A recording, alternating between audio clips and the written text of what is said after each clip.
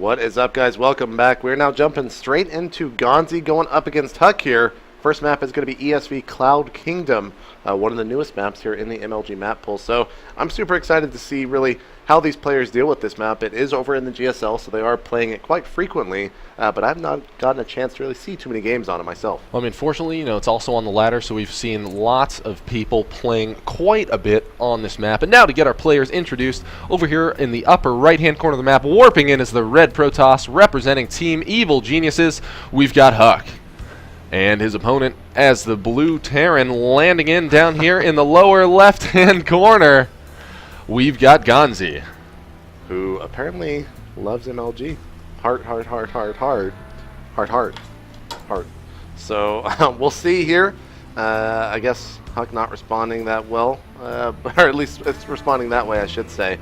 So we'll see here what really is going on. All right. And, oh man, they just love each other so much. Actually, let's take a look. I guess we'll wait until we see that that first scout probe go out there. I'm sure that he loves everybody at home as well. So statistically, looking at Ganzi, he is only 50% against Protoss. Huck, usually pretty good, but lately, Terran has actually been kind of his doom, almost his demise, as he did lose over in Code 8 to a Terran player. Yeah. And also losing against Hart at MLG Columbus at the Winter Championships there in that fourth place match. So I'm very interested to see. Ganzi, is definitely a little bit better than most Code 8 players, I would think. So Ganzi's might have a real hard good, time. man. Yeah, he might have a hard time here going up against Ganzi. And a lot of the, actually in talking with a lot of the, higher end Terran, they're actually, a lot of them are actually really afraid of playing against Protoss, man.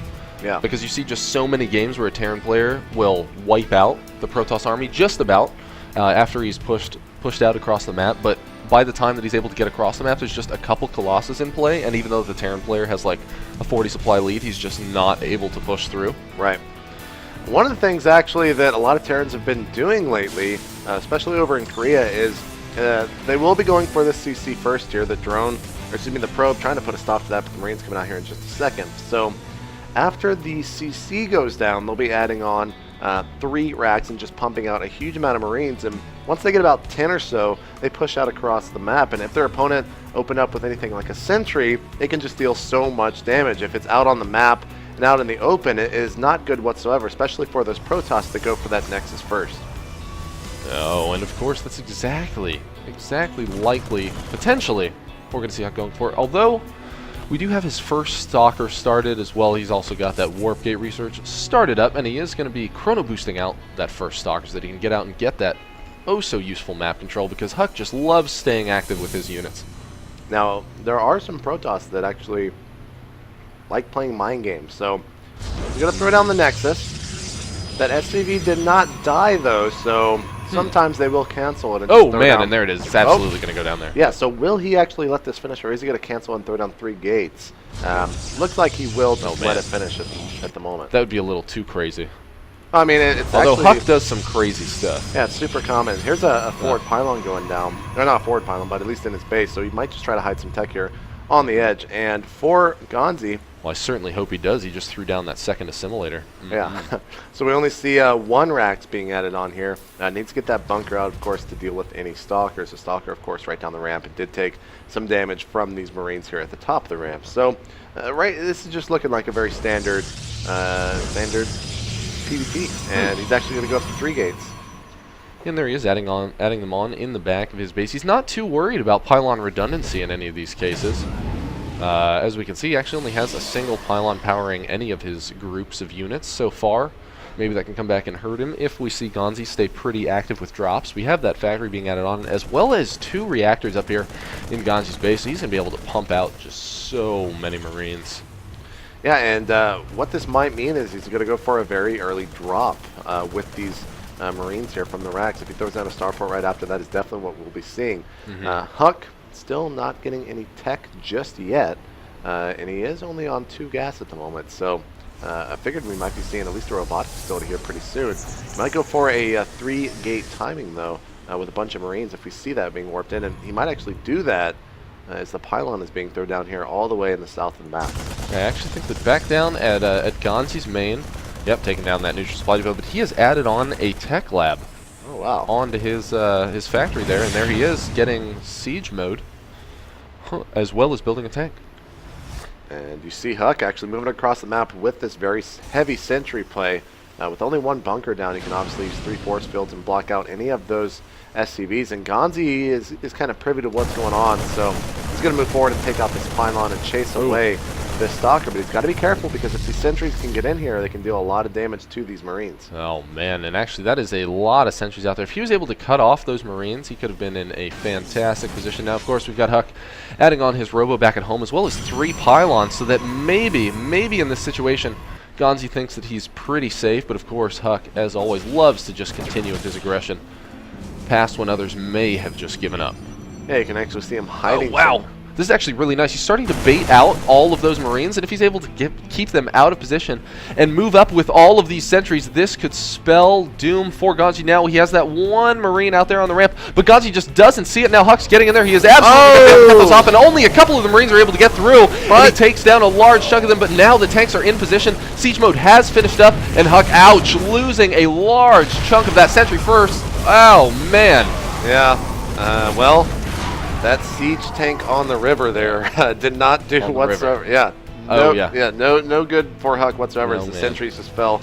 Man, when you draw that siege tank, doesn't matter what kind of a hand you have, man, your opponent's just going to crush you. You just put it down, and Huck had to fall back. He was not expecting that whatsoever at this point in the game. So Huck's little plan has been foiled completely. And will we actually just see Ganzi move out? These siege tanks deal so much damage to these armored units of stalkers, and he killed so many sentries in that last engagement that Ganzi might just have a lot of pressure coming Huck's way here. Yeah, I mean, Ganzi's got to be feeling good after that. He killed so many sentries, and now behind that he is upgrading his 1-1. He's also adding on a starport, so we'll potentially see a bit of support from from the air coming in. Obviously, are we going to see? Yeah, and there comes the medevacs. Exactly the word that I was looking for. Now Ganzi moving out here and planning to take a third.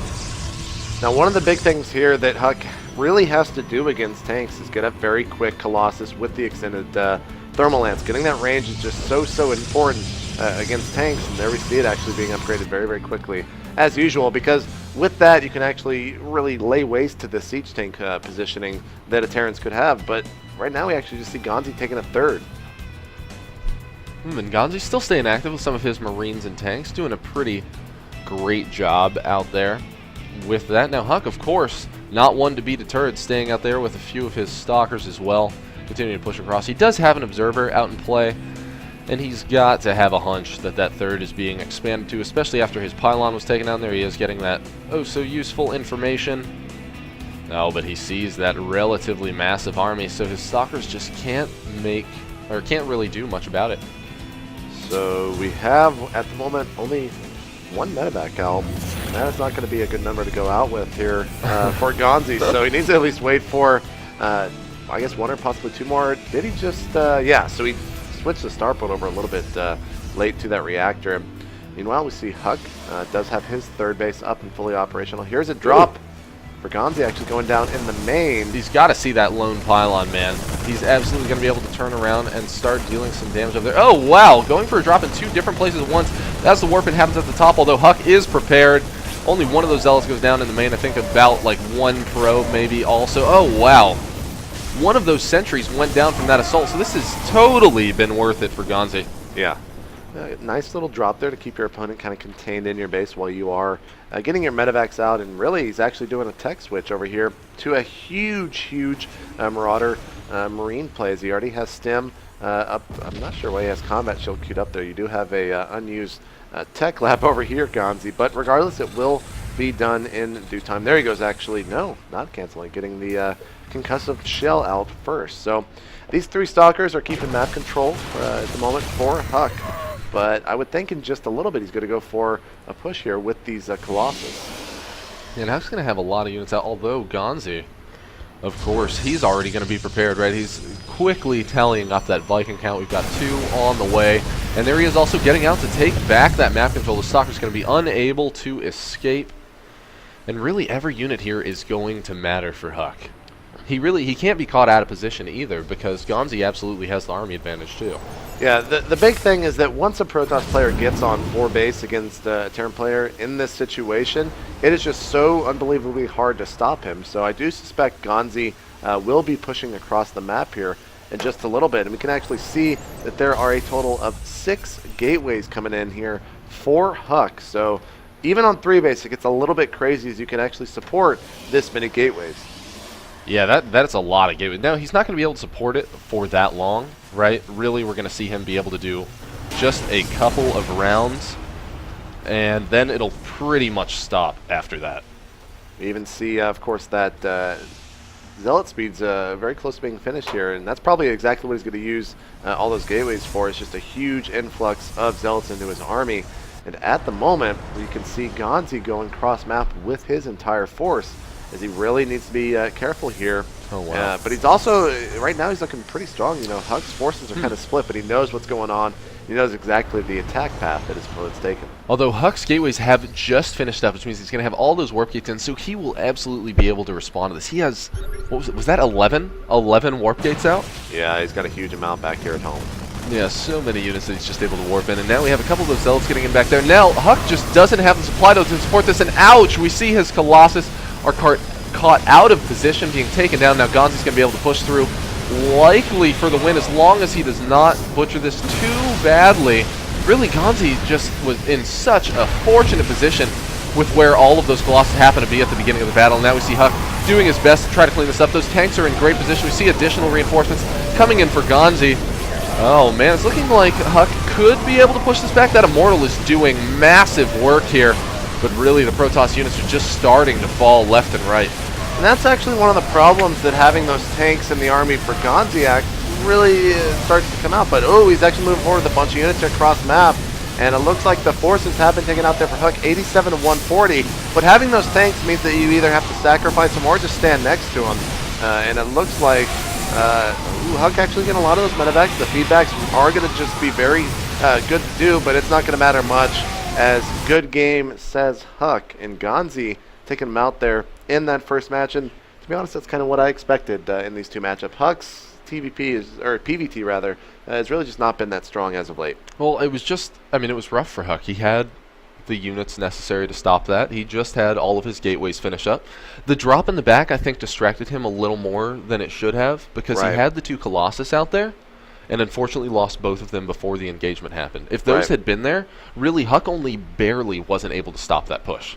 And if he had had 2 more Colossus, he would have been in a much better position. Yeah, I mean, and the other thing, too, is that he had no idea that those tanks were actually going to be up on the high ground at the ramp. Yeah, in that first push with the sentries. The first push, yeah, that actually probably would have done a lot of damage had those tanks not have been there. Well, he even caught the Marines out of position, right? He had such a massive army. We just saw, like, 4 or 5 sentries die in a couple siege tank volleys, and that's going to put you behind. Yeah, so looks like actually Ganzi is calling for some rest time. Yeah, his hand. He's been talking about his hand. Yeah, quite a bit. Yeah, and you know, it's kind of funny too. A lot of times, he actually has a valid excuse, being his hand. But a lot of times, players play these mind games where they make their opponents wait as long as possible. Because let's face it, Huck just played. Ice him, man. Yeah. Huck just played not the best game, and now he has to sit there and think about it and really think about his mistakes. So that could do a lot for his confidence level coming up in this next match. Yeah, and Huck generally likes to just hop in to the next game. Yeah. Right. There's not too much reflecting generally happens in there. Generally, when a game finishes, I feel like Huck just knows what happened wrong, and he doesn't feel like he needs to reflect on it. He knows what went wrong and how to fix it for the next game. Right. Oh, wow, and Ganzi's actually good to go. Quickest recovery ever. Yeah, I guess Huck was just saying, come on, Ganzi, let's just go. He's actually a little bit reflective of his play in the last match, saying it was not his best. So we are jumping now into Antigua Shipyard.